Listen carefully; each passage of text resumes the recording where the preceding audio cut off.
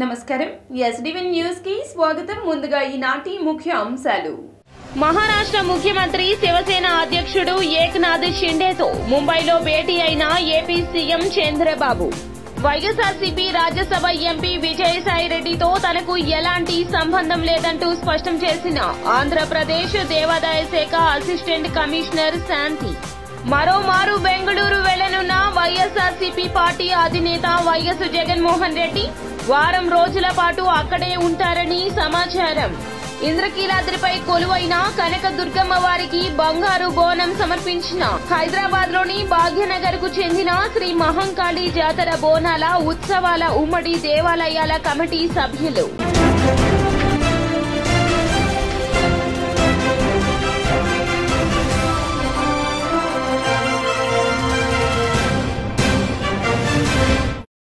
ఇక డీటెయిల్స్ చూస్తే మహారాష్ట్ర సీఎం శివసేన అధ్యక్షులు ఏక్నాథ్ షిండేతో ముంబైలో సీఎం చంద్రబాబు భేటీ అయ్యారు. రిలయన్స్ అధినేత ముఖేష్ అంబానీ చిన్న కుమారుడి వివాహ వేడుకలకు హాజరైన చంద్రబాబు ఆదివారం ఉదయం 10 గంటలకు షిండే ఆహ్వానం మేరకు ఆయన అధికారిక నివాసం వర్షకు వెళ్లి మర్యాదపూర్వకంగా కలిశారు. ప్రస్తుత రాజకీయ పరిస్థితులు, పలు రంగాల్లో పరస్పర సహకారం, మౌలిక వసతుల కల్పన, ఆర్థిక పరమైన అంశాలపై చర్చించినట్లు తెలుస్తోంది. ఈ సమావేశంలో పౌర విమానయాన మంత్రి రామ్మోహన్ నాయుడు, మహారాష్ట్ర పీడబ్ల్యూడీ మంత్రి దాదా భూసే, షిండే తనయుడు ఎంపీ శ్రీకాంత్ షిండే పాల్గొన్నారు.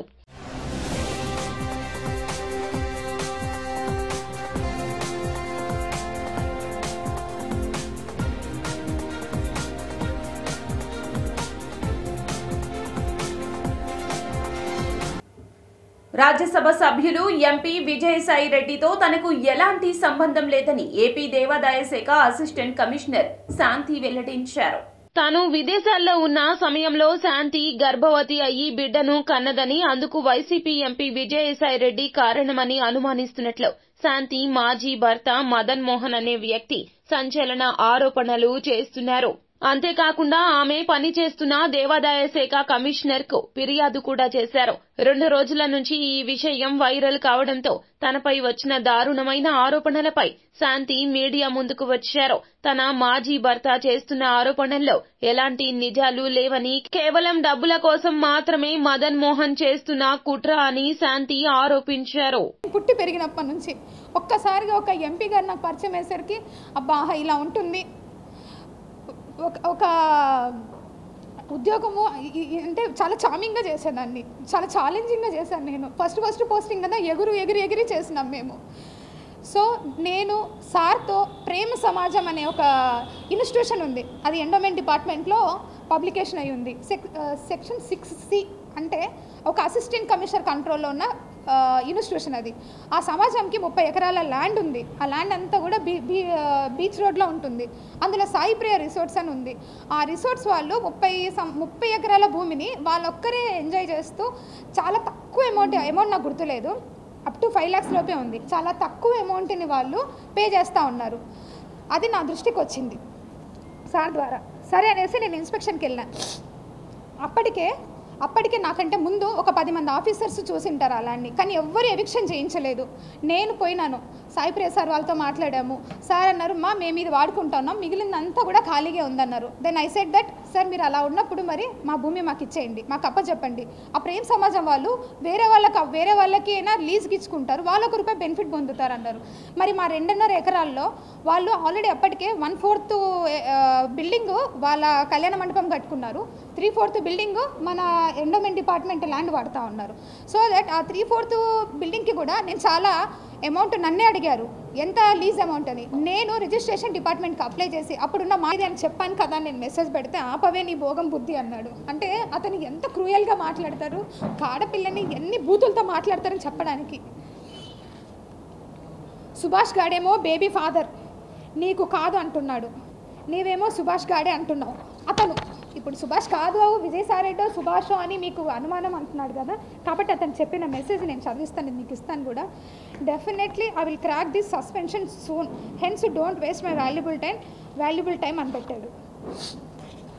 నేను మెసేజ్ పెట్టాను, నీకు మనీ కావాలి అందుకే నువ్వు సార్ పైన పెడుతున్నావు. అమ్మ చూడండి నేను పెట్టిన మెసేజ్ ఇటువైపు ఉంది. Can you show this side? Cameras are focusing. Soon truth will come out, wait and see. నాకు ఇచ్చిన వార్నింగ్స్. నన్ను అతను క్రిస్టియన్ అండి బేసిక్గా. నేను ప్యూర్గా హిందూ, నేను ఫస్ట్ నుంచి హిందూనే. ఆయన క్రిస్టియన్లోకి రమ్మని ఎప్పుడు అంటే నా ఉద్యోగం రాకముందుకు నేను ప్యూర్ హిందూ. ఎందుకంటే నాకు చిన్నప్పటి నుంచి నేను పెరిగిన వాతావరణం అలాంటిది కాబట్టి నేను హిందూ బిలీవ్లో ఉన్నా, నేను అలాగే ఉన్నాను. నేను క్రిస్టియన్లోకి రెస్పాన్సిబుల్ అవుతారు. ఎందుకంటే బ్రతకడం ఇంకా తెలిసిన వాళ్ళు తెలియని వాళ్ళు ఫ్రెండ్స్ జాబ్లో చాలా అంటే చాలా చామింగ్గా పనిచేసేదాన్ని. అందరూ ఎంప్లాయీస్ కూడా నేను వెళ్తున్నానన్నా కూడా ఏ రికార్డ్ చూస్తుందో ఏంటో అనే భయంతో ఉండేవాళ్ళు. ఇప్పుడు ఇంకే ఆఫీసర్స్ ముందు వర్క్ చేయాలి, నేను ఉద్యోగం కూడా వదిలేసి వెళ్ళిపోవాలి. గవర్నమెంట్ ఉండదు, ఏ గవర్నమెంట్ అన్నా రానియండి, గవర్నమెంట్ ఆఫీసర్కి సంబంధం ఉండదు. ఇప్పుడు మళ్ళీ రీఇన్స్టేట్ చేస్తారు. మళ్ళీ నేను ఒక దగ్గరికి ఆఫీసర్గా పోవాలి, అక్కడ లోకల్ పర్సన్స్ చెప్పింది చేయాలి కదా. లేదు నేను మీకు చెయ్యను అని అంటామా మేము? నేను రిక్రూట్ బై ద గవర్నమెంట్గా, అంతేగాని పొలిటికల్ పార్టీస్తో కాదు. అరే నేను ఒక బ్యాక్లాగ్ వేకెన్సీ వచ్చాను, కష్టపడి అంతో ఇంతో నేను కూడా చదువుకునే ఉద్యోగానికి వచ్చాను. 30 కోట్లు డిమాండ్, 30 కోట్లు ఈయనకి ఓన్లీ డెఫినెట్గా 30 కోట్లు ఎందుకు అడుగుతున్నాడంటే అతనికి ఎవ్వరూ లేరు. అతని సంపాదన అంతా కూడా 1 లక్ష రూపాయల జీతం మీదనే.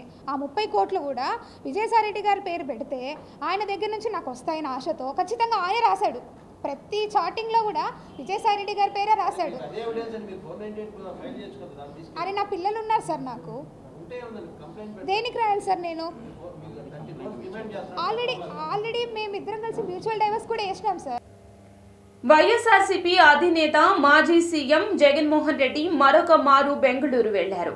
వారం రోజుల పాటు ఆయన అక్కడే ఉంటారని సమాచారం. అయితే ఈ నెల 22 నుండి ప్రారంభం కానున్న అసెంబ్లీ సమావేశాల నాటికి ఆయన ఏపీకి తిరిగి వస్తారా రారా అనే విషయంలో పార్టీ నుండి స్పష్టత లేదు. ఇటీవల జరిగిన అసెంబ్లీ ఎన్నికల్లో ఓటమి పాలైన తరువాత జగన్ బెంగళూరు వెళ్లడం ఇది రెండవసారి. ఇటీవల జరిగిన అసెంబ్లీ ఎన్నికల్లో ఓటమి పాలైన తరువాత జగన్ బెంగళూరు వెళ్లడం ఇది రెండవసారి. గత నెల 24వ తేదీన బెంగళూరు వెళ్లిన ఆయన ఈ నెల 1వ తేదీ వరకు అక్కడే గడిపారు.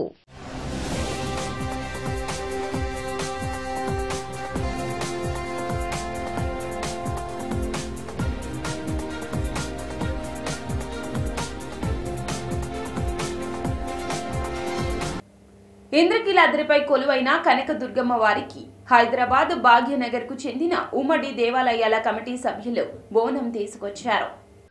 ఉభయ తెలుగు రాష్ట్రాల్లో సకాలంలో వర్షాలు కురిసి పాడి పంటలతో రైతులు ప్రజలందరూ సుఖ సంతోషాలతో ఉండాలని కోరుతూ ఏటా ఆషాఢ మాసంలో దుర్గమ్మకు బంగారు బోనం సమర్పించడం ఆనవాయితీ.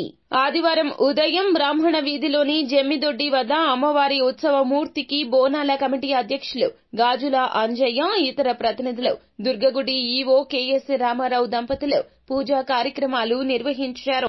మాత్రులకు బంగారు బోనం ఇది 7వ సంవత్సరము. మా తెలంగాణ తరపు నుంచి, మా హోల్ సిటీ తరపు నుంచి అమ్మవారికి గత 15 సంవత్సరాల నుంచి అమ్మవారికి చీర సారీ అలాగే బోనము తీసుకొని వస్తున్నాము. చాలా సంతోషంగా అనిపిస్తుంది. పోయినసారి ఇక్కడ ఆంధ్ర రాష్ట్ర ప్రభుత్వం బాగుండాలి, మారాలని కోరుకున్నాము. ప్రభుత్వం కూడా మారింది. చాలా సంతోషంగా అనిపిస్తుంది. గత 15 సంవత్సరాల నుంచి ఈ యొక్క కార్యక్రమాన్ని 2009వ సంవత్సరం లోపల ఆంధ్ర రాష్ట్రం విడిపోతున్నదని ఒక భావన సంకేతం ఏర్పడినప్పుడు ఈ యొక్క కార్యక్రమాన్ని నిర్వహించాలనేసి సంకల్పించడం జరిగింది. అప్పటి నుంచి ప్రతి సంవత్సరము ఇక్కడికి విచ్చేసి అమ్మవారికి బోనాలను మరియు పట్టు వస్త్రాలను సమర్పించడం జరుగుతున్నది. అదేవిధంగా ఇక్కడ ఒక సాంప్రదాయం ఉంది. మేము అక్కడ నుంచి ఇక్కడికి బోనాలు తీసుకొని రావడము, అదేవిధంగా విజయవాడ కనకదుర్గ దేవాలయం నుంచి ఈ నెల 26వ తారీఖు రోజున మా పాత బస్సు లోపల ఉన్న ప్రధాన 8 దేవాలయాలకు వారు పట్టు వస్త్రాలు, ఓడిబియ్యాను. ఆదివాసీలపై జరుగుతున్న హింసకు వ్యతిరేకంగా ఆంధ్రప్రదేశ్లో ఆదివాసీల పరిరక్షణ కమిటీ ఏర్పాటు చేసినట్లు ఆదివాసీ హక్కుల పోరాట సంఘీభావ వేదిక కన్వీనర్ చిలుక చంద్రశేఖర్ వెల్లడించారు. విజయవాడ ప్రెస్ క్లబ్ లో ఆదివాసీ హక్కుల పరిరక్షణ కమిటీ సన్నాహక సమావేశం జరిగింది. ఈ సందర్భంగా ఆదివాసీ హక్కుల పోరాట సంఘీభావ వేదిక కన్వీనర్ చిలుక చంద్రశేఖర్ మాట్లాడుతూ ఆదివాసీలను అడవుల నుండి తరిమివేసే కుట్ర జరుగుతోందన్నారు. అటవీ ఖనిజ సంపదను కార్పొరేట్లకు దోచిపెట్టే ప్రయత్నాలు ప్రభుత్వాలు చేస్తున్నాయంటూ ఆరోపించారు. సీనియర్ జర్నలిస్టు భరద్వాజ మాట్లాడుతూ అభివృద్ధి పేరిట దోపిడీ జరుగుతోందన్నారు. వేడంగి చిట్టిబాబు పౌర హక్కుల సంఘం రాష్ట్ర అధ్యక్షుడిని. ఈరోజు ప్రెస్ క్లబ్లో ఆదివాసీ హక్కుల పోరాట సంఘీభావ కమిటీ సన్నాహ కమిటీ ఏర్పాటు చేయడం జరుగుతుంది. దానికి కారణం ఏంటంటే ఛత్తీస్గఢ్లో జరుగుతున్నటువంటి కగారు యుద్ధాన్ని ఆపాలని, దానికి నిరసనగా ప్రజాభిప్రాయాన్ని సేకరించి దాన్ని ఆపు చేయాలనే ఉద్దేశంతో ఇవాళ ప్రజా సంఘాలతోటి, హక్కుల సంఘాలతోటి, అదేవిధంగా మేధావులతోటి, వివిధ సంఘాలతోటి ఇవాళ కార్యక్రమం నిర్వహిస్తూ ఉన్నాం. నిజానికి ఇవాళ భారత రాజ్యాంగంలో ఉన్నటువంటి 5th షెడ్యూల్ 6th షెడ్యూల్ ఏవైతే ఉన్నాయో ఆ 6th షెడ్యూల్ 5th షెడ్యూల్ని ఇప్పుడు వచ్చినటువంటి బీజేపీ ప్రభుత్వం తొంగలో తొక్కి వాటిని అమలు చేయకుండా కొత్త చట్టాలను తీసుకురావడం జరిగింది. ఈ మధ్యకాలంలో ఫారెస్ట్ కన్జర్వేషన్ రూల్స్ పేరుతోటి 22లో తీసుకొస్తే అది మొన్న డిసెంబర్ 23న అమల్లోకి వచ్చింది, బిల్లు అయ్యింది. ఆ బిల్లు ప్రకారం 3 సంఘటనలుగా విడగొట్టింది. అది ఒకటి అడ్వైజరీ కమిటీ, ఒకటి స్టీరింగ్ కమిటీ, రీఎంబర్స్మెంట్ కమిటీ అని 3 కమిటీలు ఏర్పాటు చేశారు. నారాయణరావు, తెలంగాణ పౌర హక్కుల సంఘం రాష్ట్ర ప్రధాన కార్యదర్శి. దేశంలో అనేక వనరులు కలిగి ఉన్న మనం, ముఖ్యంగా అడవిలో ఆదివాసులకు వాళ్ళ కాళ్ళ కింద అనేక కోట్లాది విలువైన వనరులు కలిగి ఉన్నారు. ఆ వనరులను దోపిడీ చేయడం కోసం ప్రభుత్వాలు 2005 నుంచి సాల్వా జూడం పేరుతో, 2019 నుంచి ఆపరేషన్ గ్రీన్ హంట్ పేరుతో, 2011లో ఆపరేషన్ గ్రీన్ రెండవ దశ నుంచి, 2017లో ఆపరేషన్ సమాధార్ పేరుతో, ఆపరేషన్ ప్రహార్ పేరుతో, ఇప్పుడు లేటెస్ట్గా 2024 ఆపరేషన్ కగారుతో దేశంలోనే దేశం నడిబొడ్డున ఒక అంతర్యుద్ధాన్ని సృష్టిస్తున్నారు. ఇది అంతర్యుద్ధం అనలేకపోతున్నారు. నిజంగా ఇది అంతర్గతంగా యుద్ధమే జరుగుతుంది. ఆదివాసులు నిరాయుధమైన ఆదివాసుల మీద భారత ప్రభుత్వం యుద్ధం చేస్తుంది. ఎందుకు చేస్తుందంటే మనందరం కూడా దేశభక్తులుగా, దేశంలో వనరులు మనకు చెందాలని మనం భావిస్తాం. అది మన రాజ్యాంగ హక్కుగా ఫీల్ అవుతాం.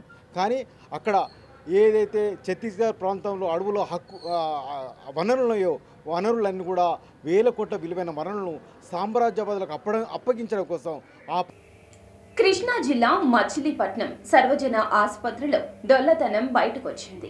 ఘంటసాల మండలం శ్రీకాకుళం గ్రామానికి చెందిన స్వరూపారాణి ప్రసవం నిమిత్తం ఈ నెల 8న మచిలీపట్నం సర్వజన ఆసుపత్రిలో చేరగా 9వ తేదీన మగ బిడ్డకు జన్మనిచ్చింది.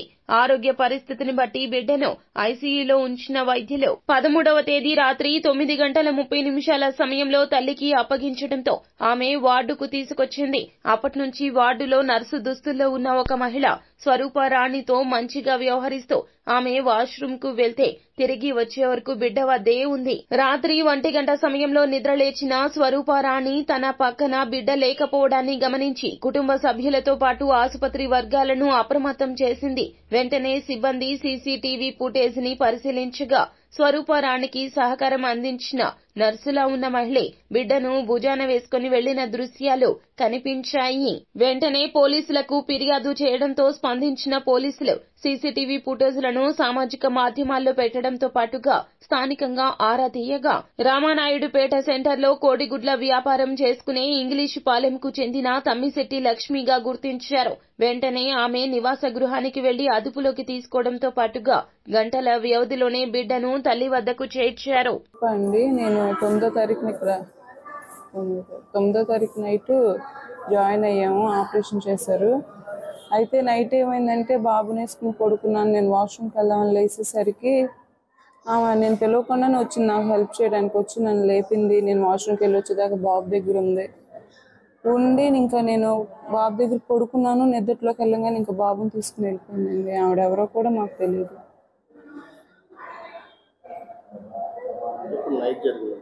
నైటే జరిగిందండి. 1:30-1కి అలా జరిగింది. మేము 1:45-2కి లేచేసరికి బాబు లేడు మా దగ్గర. ఇంకా అలా మా నాన్న కింద ఉంటే మా నాన్నకి చెప్తే ఇంకా సెక్యూరిటీ వాళ్ళందరూ వచ్చి వెతికారు. మా బాబాయ్ వాళ్ళందరూ వచ్చి పోలీసులు ఫోన్ చేశారు. ఇంకా అక్కడికక్కడే అందరూ ఇన్ఫర్మేషన్ అంతా గ్యాదర్ చేసేసి వాళ్ళు రామానాయుడుపేట అంట వాళ్ళది కిడ్నాప్ చేసిన వాళ్ళే అక్కడ దొరికాడు బాబు. ఇంకా తీసుకొచ్చి పోలీసులు మాకు అప్పచెప్పారు, బాబుని అప్పచెప్పారు. మార్నింగ్ 5-6 కల్లా మాకు బాబుని అప్పచెప్పారు. బాబుకి ఇంకా వెంటిలేషన్లో ఐసీయూలో పెట్టారు, కొంచెం నీరసంగా ఉందనేసి. చట్టసభల్లో రెల్లి కులస్తులకు ప్రాతినిధ్యం కల్పించేలా అన్ని రాజకీయ వర్గాలు సహకరించాలని రెల్లి కుల సఫారీ కర్మచారి సంఘం రాష్ట్ర అధ్యక్షులు అప్పారావు వెల్లడించారు. ఎన్టీఆర్ జిల్లాలో రెల్లి కులస్తుల సమస్యల పరిష్కారం కోసం రెల్లి కుల సఫారీ కర్మచారి సంఘాన్ని ప్రారంభించడం జరిగిందని ఆ సంఘం రాష్ట్ర అధ్యక్షులు అప్పారావు తెలిపారు. సంఘ ఎన్టీఆర్ జిల్లా అధ్యక్షునిగా ఎర్రంశెట్టి దావీదో, కార్యదర్శిగా భూపతి దిలీప్, సెక్రటరీలుగా శామ్యూల్ అర్జున్లను ఎన్నుకున్నారు. అనంతరం వారు మాట్లాడుతూ తరతరాలుగా తమ సామాజిక వర్గం వారు పారిశుద్ధ్య కార్మికులుగానే మిగిలిపోతున్నారంటూ ఆవేదన వ్యక్తం చేశారు.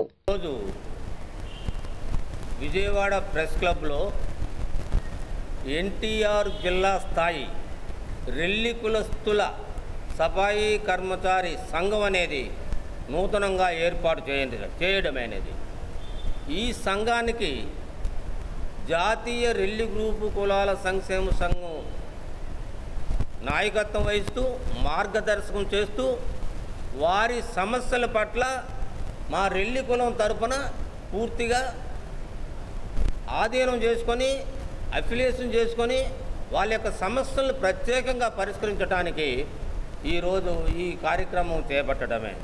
నా పేరు భూపతి అప్పారావు, జాతీయ రెల్లి గ్రూపు కులాల సంక్షేమ సంఘం అధ్యక్షుడిని, అఖిల భారత సఫాయి మజ్దూర్ సంఘం జాతీయ కార్యదర్శిని, మాజీ సభ్యులు, national commission for Safai కర్మచారీస్ act 2015కి సంబంధించిన ఈ 3 పదవులతో బట్టి వాళ్ళ యొక్క సమస్యలు పరిష్కరించడానికి ఈరోజు ఈ యొక్క కార్యక్రమం చేపట్టారు.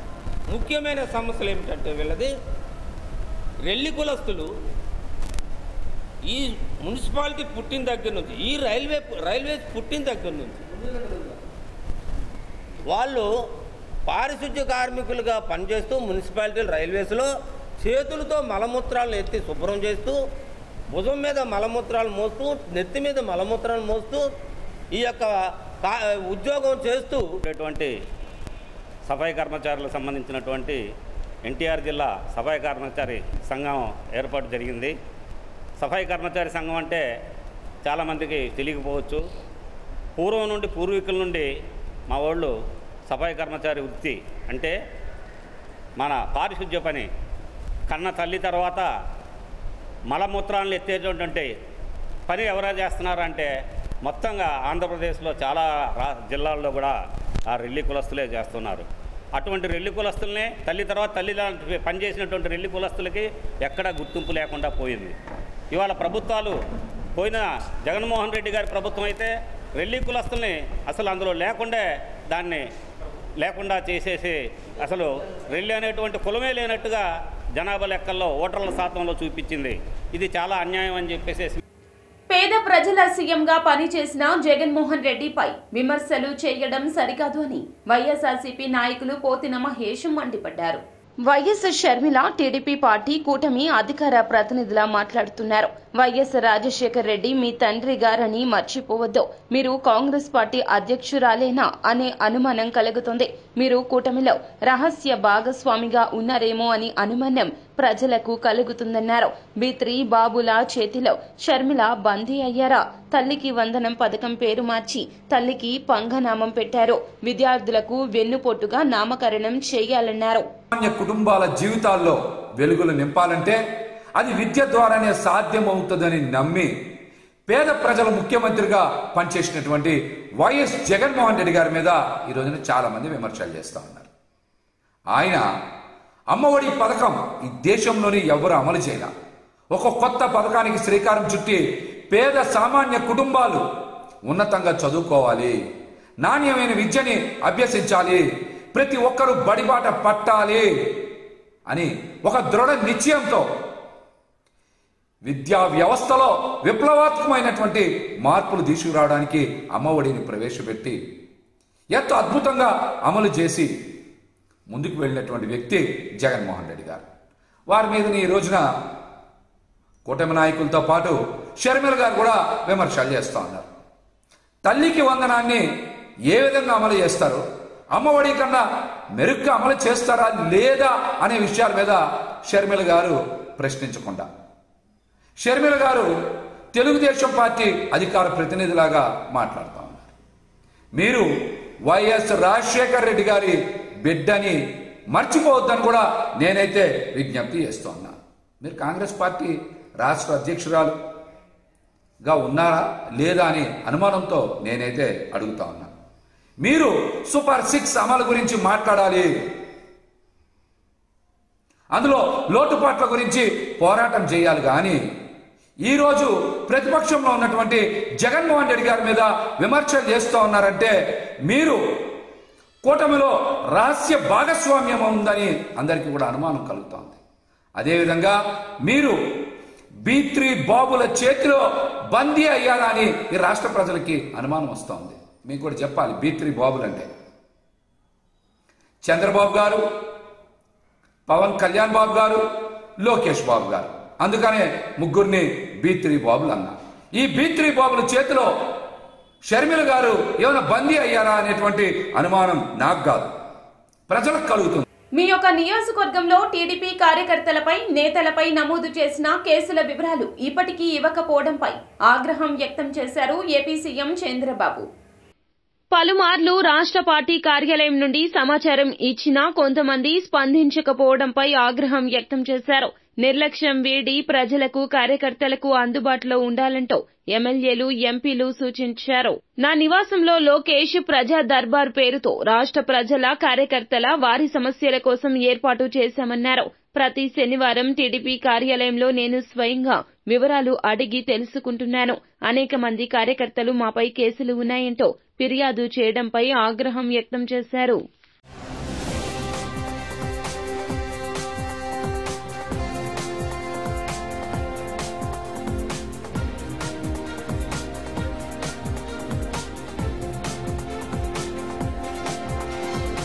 ఏపీ ఎన్జీఓ అసోసియేషన్ కు మహమ్మద్ ఇక్బాల్ అందించిన సేవలు ప్రశంసనీయమని పలువురు వక్తలు వెల్లడించారు. బందర్ రోడ్లోని శేషసాయి కళ్యాణ మండపంలో ఏపీ ఎన్జీఓస్ అసోసియేషన్ పశ్చిమ కృష్ణ ఆధ్వర్యంలో అసోసియేషన్ జిల్లా కార్యదర్శి మహమ్మద్ ఇక్బాల్ పదవీ విరమణ కార్యక్రమం జరిగింది. ఈ కార్యక్రమానికి ఎమ్మెల్సీ అశోక్ బాబుతో పాటుగా తూర్పు ఎమ్మెల్యే గద్దె రామ్మోహన్ ముఖ్య అతిథులుగా విచ్చేసి ఇక్బాల్ ను అభినందించారు. కాగా ఈ కార్యక్రమాన్ని ఉద్దేశించి అసోసియేషన్ రాష్ట్ర అధ్యక్షులు శివారెడ్డి మాట్లాడుతూ ఏపీ ఎన్జీఓస్ తలపెట్టిన ప్రతి కార్యక్రమంలో పాల్గొని సంఘం బలోపేతానికి ఎంతగానో కృషి చేశారంటూ కొనియాడారు. సిద్ధాంతాలతో అన్న యాటిట్యూడ్తో అక్కడ ఎన్జిఓ సంఘం, ఇంకొకటి ఏంటంటే ఆ సంఘానికి కూడా ఒక అదృష్టం ఉంది పశ్చిమ కృష్ణ ఎన్జిఓస్. కారణం ఏంటంటే సిన్సియర్, మధ్యలో ఏదన్నా ఇబ్బంది అయిపోద్ది కానీ సిన్సియర్, గొంతు వెంకటేశ్వర్ల గారు, దాలినాయుడు గారు, నారాయణరావు గారు, అశోక్ బాబు గారు, ఇక్బాలు, ఇంకా ఆఖరిలో ఆటల అరటిపండు నేను. ఈ మొత్తం చూస్తే ఈ 35 సంవత్సరాల నుంచి ఈ మొత్తం ఒక చైన్ ఆఫ్ పీపులే 35 సంవత్సరాల నుంచి ఈ సంఘంలో ఉంటాం. ఎటువంటి అలవాట్లు లేకుండా సేవనే ప్యాషన్గా తీసుకుంటూ చెప్పులు వేసుకోకుండా లోపలికి వెళ్తూ ఎవరు వచ్చినా 100 మంది వచ్చినా ఆ డిసిప్లిన్తో రాత్రింబగళ్ళు ఆ సంఘాన్ని నడిపాం. సంఘ భవనాన్ని కూడా అలాగే నిర్మించాం. అందుకే ఇప్పుడు కూడా చెప్తాం, we are proud to say we are the products of university of Narayana Rao garu. ఆయన ఏదైతే మాకు 30 సంవత్సరాల క్రితం చెప్పారో ఇవాళకి అదే మాట మీద ఉన్నాం, అదే దోడలో పయనిస్తున్నాం. ఇది కూడా ఎందుకు చెప్తున్నానంటే మేము కూడా వెళ్ళిపోయే కాలం వస్తుంది మాకు తొందరలోనే. ఆ వచ్చినప్పుడు మా వెనకాల ఉన్న యంగ్స్టర్స్ కూడా మొత్తం ఉన్నారు. వారందరూ నా పనిని, నా వ్యవహారాన్ని అన్నిటినీ పుణికిపుచ్చుకున్నారు. కానీ దీన్ని ఇంకో 20 సంవత్సరాల పాటు ముందుకు తీసుకెళ్తారా లేదా అనేది నాకు కూడా ఒక మీమాంస ఉంది. నా మీమాంసను కూడా తట్టుకుని ముందుకు వెళ్ళేటట్టు నెక్స్ట్ జనరేషన్ ఉండాలని, ఒక నిబద్ధత నిజాయితీతో ముందుకు వెళ్ళాలని, పోస్టులే ఆవది కాదు, పోస్టుల్లోకి వెళ్ళటమే మనది కాదు, సేవ చేయటం ద్వారానే మనకి ఏది అంటుకుంటుందో అదే అంటుకుంటుంది అన్న భావనతో మనందరం ముందుండాలని. అయితే ఈరోజు ఇక్బాల్ రిటైర్మెంట్ అనేది ఆ రోజున చంద్రబాబు నాయుడు గారు 58 నుంచి 60 చేయటం, ఈ ప్రభుత్వం వచ్చిన తర్వాత 60 నుంచి 62 చేయటం, 4 ఫ్రీ గోల్స్ కొట్టాడు ఆయన, 4 సంవత్సరాలు ఫ్రీ గోల్స్. అయితే రిటైర్మెంట్ అనేది కామన్, మనం ఉద్యోగంలో ఎప్పుడు చేరుతామో తెలియదు, కానీ చేరిన రోజున రిటైర్మెంట్ డేట్ వచ్చేస్తుంది. బట్ దాని గురించి పెద్దగా ఆలోచించాల్సిన పని లేదు. కానీ రిటైర్మెంట్ ఎలా అయ్యాం, మన ఫుట్ ప్రింట్స్ ఏమున్నాయి, మనం ఉద్యోగ ధర్మంగా ఏం చేసామనేది ఒక్కసారి బ్యాలెన్స్ షీట్ కనుక వేసుకోగలిగితే అందుట్లో ఎసెట్టే ఇటువంటి మీటింగ్స్. ఏదో పొద్దున్నే 10:30కి ఆఫీస్కి వచ్చి 5ంటికి వెళ్ళిపోయి న్యూస్ చూసి పడుకుని మళ్ళీ పొద్దున్నే పేపర్ చూసి ఆఫీస్కి వెళ్ళి సమాజంతో సంబంధం లేని ఉద్యోగం చేయొచ్చు, కానీ ఆ ఉద్యోగికి గౌరవం రాదు. ఇక్బాల్కి ఈరోజు ఇంత గౌరవం రావడానికి కారణం ఏంటంటే is interaction with the society. ఒక రకంగా చెప్పాలంటే ఆర్గనైజేషన్ పరంగా నాకంటే సీనియర్ ఇక్బాల్, నాకంటే ముందే స్టేట్కి వైస్ ప్రెసిడెంట్గా అయ్యాడు. వరంగా కాన్సన్ట్రేట్ చేసి ఉంటే స్టేట్ ప్రెసిడెంట్ కూడా అయ్యేవాడు. ఎందుకు కాలేదంటే ఇప్పుడు వరకు ఈ రీజన్ నేను ఇక్బాల్ కూడా చెప్పలేదు, కానీ ఇప్పుడు చెప్పాలి. నిబద్ధత కలిగిన రాజకీయ నేత పర్వతనేని ఉపేంద్ర అని 28వ డివిజన్ కార్పొరేటర్ వీరమాచినేని లలిత వెల్లడించారు. ఆయన స్ఫూర్తితోనే తాము రాజకీయాల్లోకి ప్రవేశించామన్నారు. ఉపేంద్ర వంటి నేతలను అందరూ స్ఫూర్తిగా తీసుకోవాలన్నారు. మాజీ కేంద్ర మంత్రి పర్వతనేని ఉపేంద్ర 88వ జయంతి వేడుకలు టీడీపీ నేత వీరమాచినేని కిషోర్ నేతృత్వంలో ఘనంగా జరిగాయి. ఇక ఈ వేడుకల్లో ఉపేంద్ర కుమారులు, కుమార్తె లగడపాటి పద్మ, ఇతర కుటుంబ సభ్యులు పాల్గొన్నారు. ఉపేంద్ర విగ్రహానికి పూలమాలలు వేసి ఘన నివాళులర్పించారు. ఈ కార్యక్రమంలో 28వ డివిజన్ కార్పొరేటర్ వీరమాచినేని లలిత పాల్గొని దివంగత ఉపేంద్రకు నివాళులర్పించారు. ఇక్కడ ఫుడ్ జంక్షన్ సెంటర్లో ఉపేంద్ర గారి చౌక్, ఈ ఉపేంద్ర గారి చౌక్ అని రావడానికి కూడా కారణం ఉపేంద్ర గారే. ఎందుకంటే పాత రైల్వే ట్రాక్ తీసి ఈ బీఆర్టీఎస్ రోడ్ అని పేరు నామకరణం చేసి ఇంతమందికి ఇంత తక్కువ వ్యవధిలో ఎక్కువ ప్రయాణం చేసే విధంగా రూటు నిర్మాణం చేయడానికి కారణం పర్వతనేని ఉపేంద్ర గారు. ఆయన ఒక నిబద్ధత గల వ్యక్తి. ఆయన ఇదిలోనే కిషోర్ గారు రాజకీయాల్లోకి రావటం, అదేవిధంగా కిషోర్ గారితో పాటు నేను రాజకీయాల్లోకి రావటం, కార్పొరేటర్గా ఇవాళ మీ అందరి ముందు మాట్లాడే అవకాశం వచ్చింది అని అంటే ఉపేంద్ర గారు అప్పటి నుంచి మేము రాజకీయాల్లో ఉండబట్టి. ఇవాళ ఆయన 88వ పుట్టినరోజు ఇక్కడ వాళ్ళ పిల్లలు వచ్చి వాళ్ళ పిల్లల సమక్షంలో జరుపుకోవటం చాలా ఆనందంగా ఉంది. అట్లా నిబద్ధత గల నాయకులు, నిబద్ధతతో పనిచేసే నాయకులు మనందరికీ కావాలని చెప్పని, అలా ఆశీస్సులతో మనం ముందుకు నడవాలని చెప్పానని మనస్ఫూర్తిగా కోరుకుంటున్నాం.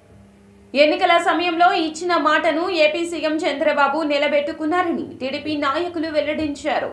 ఎన్నికల సమయంలో ఇచ్చిన మాటను చంద్రబాబు, పవన్ కళ్యాణ్ నిలబెట్టుకున్నారని వారు ప్రశంసించారు.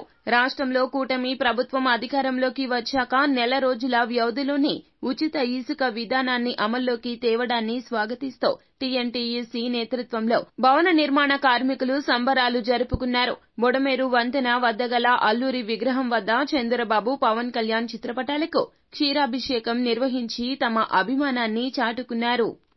ఇవాళ 27వ డివిజన్లో బిల్డర్స్ వర్కర్స్ యూనియన్ తరపున చంద్రబాబు నాయుడు గారికి, అదేవిధంగా పవన్ కళ్యాణ్ గారికి పాలాభిషేకం చేయడం జరిగింది. ఎందుకు అనంటే గత 5 సంవత్సరాలుగా ఒక్క వర్కర్కి కూడా పని లేదు, ఇసుక లేదు, ఎన్నో కుటుంబాలు రోడ్డు పాలవటం జరిగింది. అదే చంద్రబాబు నాయుడు గారు గెలిచిన ఒక నెలలో ఇచ్చిన హామీల్లో పవన్ కళ్యాణ్ గారు కానీ, చంద్రబాబు నాయుడు గారు కానీ చేసిన ప్రతిజ్ఞలేంటి, తీసుకున్న నిర్ణయాలేంటి బట్టి ఇసుక కార్మికులకి ఎంత పని ఉంటుందో అదేవిధంగా ఇసుక ఇచ్చిన మాట ప్రకారం ఇసుక రిలీజ్ చేయడం జరిగింది. చాలామంది ఇవాళ చంద్రబాబు నాయుడు గారి ఫోటో, పవన్ కళ్యాణ్ గారి ఫోటో పెట్టుకుని ఆనందోత్సవాలు తెలియజేస్తున్నారు. ఆనందంతో ఉండాలి ఎన్నో కుటుంబాలు. ఇవాళ మాకు తినడానికి తిండి కానీ పని కానీ కల్పించి మేమందరం చాలా ఆనందంగా ఉన్నాం. గత 5 సంవత్సరాల్లో మేము పడిన ఇబ్బందులు, మేము చేసిన ఒక్కసారి ఓటేసి గెలిపించిన నా రాక్షసుడు అనే జగన్ని అనగతొక్కేసాం. మళ్ళీ ఆ తప్పు చేయం. ఇదే ఆనందంతో మేము ఎప్పుడు ఉంటామని చెప్పని. నా పేరు బండారు వెంకటేశ్వరరావు, అందరూ కొండ అంటారు. నేను తాపీ మేస్త్రిని ప్లస్ టీఎన్టీసీ నాయకుడిని, తెలుగుదేశం పార్టీ నాయకుడిని. సరే, ఈరోజు ఈ కార్యక్రమాన్ని పెట్టగల కారణం ఏంటంటే మన ప్రియతమ ముఖ్యమంత్రి వర్యులు నారా చంద్రబాబు నాయుడు గారు ఉచిత ఇసుక విధానాన్ని ప్రవేశపెట్టినందుకు కృతజ్ఞత భావంతో మా బిల్డింగ్ వర్కర్స్ యూనియన్ తరపున ఈ పాలాభిషేకం చేయడం జరుగుతుంది. సరే, ఉమ్మగారిని కూడా ఆహ్వానించాం. ఆయన అనివార్య కారణాల వల్ల రాలేకపోయారు. మన మా కార్పొరేటర్ లలిత్ గారు, మా ఇన్ఛార్జి సాంబశివరావు గారు, నా తోటి వర్కర్లు, మా కమిటీ మెంబర్స్ అందరితో కార్యక్రమం నిర్వహించడం జరుగుతుంది. మరి ఆయన ఇవాళ ఈ ఉచిత ఇసుక విధానం ప్రవేశపెట్టినందుకు మా కార్మికులు, నేను ఒక కార్మికుడిని, నా తోటి కార్మికులు, మిగతా కార్మికులంతా చాలా ఆనందోత్సాహాలతో ఉన్నారు. ఈరోజు వాళ్ళందరూ వచ్చారు. వాళ్ళందరితో ఈ కార్యక్రమం నిర్వహించడం జరిగింది. మరి చీఫ్ గెస్ట్గా ఉమాగారిని పిలిచాం, రాలేకపోయారు. లలిత్ గారు వచ్చారు, మా ఇన్ఛార్జి సాంబశివరావు గారు వచ్చారు, మా తోటి వాళ్ళందరూ వచ్చారు. లలిత్ గారు వాయిస్. బిల్డింగ్ కార్మిక వర్కర్స్ ఆధ్వర్యంలో ఈనాడు పెద్ద ఎత్తున ఇచ్చిన మాటను నిలబెట్టుకునేటువంటి వ్యక్తి, రాజకీయంగా 42 సంవత్సరాల అనుభవం కలిగినటువంటి, భవిష్యత్ తరాలకి బాట ఇటమే కాకుండా కార్మికుల ఆకలి కేకలను తీర్చేదానికి ప్రతిరూపంగా ఉన్నటువంటి నారా చంద్రబాబు నాయుడు గారు, అదేవిధంగా యువ నేత deputy CM Che Guevara Bhagat Singh నిజాయితీకి ప్రతిరూపమైనటువంటి పవన్ కళ్యాణ్ గారు, ఈ 10 సంవత్సరాల నుంచి భారతదేశాన్ని ప్రపంచంలో అభివృద్ధి చెందిన దేశాలు సరసనిస్తున్నటువంటి నరేంద్ర మోడీ నాయకత్వం ఉన్నటువంటి ఎన్డీఏ ప్రభుత్వం ఎన్నికల ముందు ఇచ్చినటువంటి హామీని నెరవేర్చేటువంటి విధంగా నెల రోజుల్లోపే పెద్ద ఎత్తున హామీలను నెరవేరుస్తూ ఉచిత ఇసుక పథకాన్ని తిరిగి ప్రారంభించడం జరిగింది.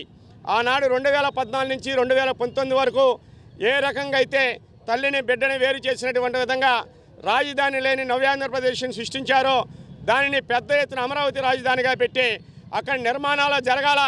నవ్యాంధ్రప్రదేశ్లో ఉన్నటువంటి ఆనాడు 13 జిల్లాలు కూడా అభివృద్ధి చేసి అభివృద్ధి వికేంద్రీకరణ జరగాలనేటువంటి ప్రధాన లక్ష్యంతో ఆనాడు నారా చంద్రబాబు నాయుడు గారు ఉచిత ఇసుకని ప్రవేశపెడితే పెద్ద ఎత్తున పెద్ద బిల్డింగ్లు, అపార్ట్మెంట్లు, అధునాతనమైనటువంటి నూతన. ముందుగా ఈరోజు ఉచిత ఇసుక విధానాన్ని ప్రవేశపెట్టినటువంటి సందర్భంగా విజయవాడ సెంట్రల్ నియోజకవర్గంలోని 27వ డివిజన్ నందు బిల్డింగ్ వర్కర్స్ యూనియన్ చేతుల మీదుగా కార్యక్రమం చేయడం జరిగింది. ఈ కార్యక్రమానికి ముఖ్య అతిథిగా 28వ డివిజన్ కార్పొరేటర్ గారు వీరమాచినేని లలిత్ గారు, అలాగే తెలుగుదేశం పార్టీ ఇన్ఛార్జి నవనీతం సాంబశివరావు గారు, అలాగే జనసేన తరపున దాసరి నాగరాజ్ అనే నేను, అందరూ మా జన సైనికులు, కార్మికులు అందరూ వచ్చారు. ఈ సందర్భంగా ఈరోజు ప్రీతమ నాయకులు చంద్రబాబు నాయుడు గారికి, అలాగే మా డిప్యూటీ సీఎం పవన్ కళ్యాణ్ గారికి పాలాభిషేకం చేయడం జరిగింది. ఇప్పుడు ఎలక్షన్కి ముందు సూపర్ 6 పథకాలతో చంద్రబాబు గారు ఎలక్షన్కి వెళ్ళారు. అలాగే ఆ సూపర్ 6 పథకాలలో ఏదైతే చెప్పారో వాటిని ఒకటొకటిగా అమలు చేసుకుంటూ ముందుకు వస్తున్నారు. ముందుగా ఆ రోజు పదవి చేపట్టిన రోజే మెగా డిఎస్సీ నందు సంతకం పెట్టారు. అలాగే ఉచిత ఇసుక విధానాన్ని కూడా ఈరోజు కార్యక్రమాన్ని చేపట్టారు. కాబట్టి భవన కార్మికుల నుండి కానీ అనేక మంది ప్రజల చేత కూడా అందరి చేత శభాష్ అనిపించుకుంటున్నారు. ఈ విధంగానే ముందుకు వెళ్తారని, అలాగే 3 ఎన్డీఏ కూటమిగా ఈ ప్రపంచంలోనే ఆంధ్రప్రదేశ్ని నవ్యాంధ్రప్రదేశ్గా తీర్చిదిద్దుతారని తెలియజేసుకుంటూ సెలవు తీసుకోండి. వార్తలు ముగించే ముందు ముఖ్య అంశాలు మరోసారి. మహారాష్ట్ర ముఖ్యమంత్రి శివసేన అధ్యక్షుడు ఏక్నాథ్ షిండేతో ముంబైలో భేటీ అయిన AP CM Chandrababu. YSRCP Rajya Sabha MP విజయసాయిరెడ్డితో తనకు ఎలాంటి సంబంధం లేదంటూ స్పష్టం చేసిన ఆంధ్రప్రదేశ్ దేవాదాయ శాఖ అసిస్టెంట్ కమిషనర్ శాంతి. మరోమారు బెంగళూరు వెళ్లనున్న వైఎస్ఆర్సీపీ పార్టీ అధినేత వైఎస్ జగన్మోహన్ రెడ్డి వారం రోజుల పాటు అక్కడే ఉంటారని సమాచారం. ఇంద్రకీలాద్రిపై కొలువైన కనకదుర్గమ్మ వారికి బంగారు బోనం సమర్పించిన హైదరాబాద్ లోని భాగ్యనగర్ కు చెందిన శ్రీ మహంకాళి జాతర బోనాల ఉత్సవాల ఉమ్మడి దేవాలయాల కమిటీ సభ్యులు. ఎస్బీవీ న్యూస్ సమాప్తం. నమస్కారం.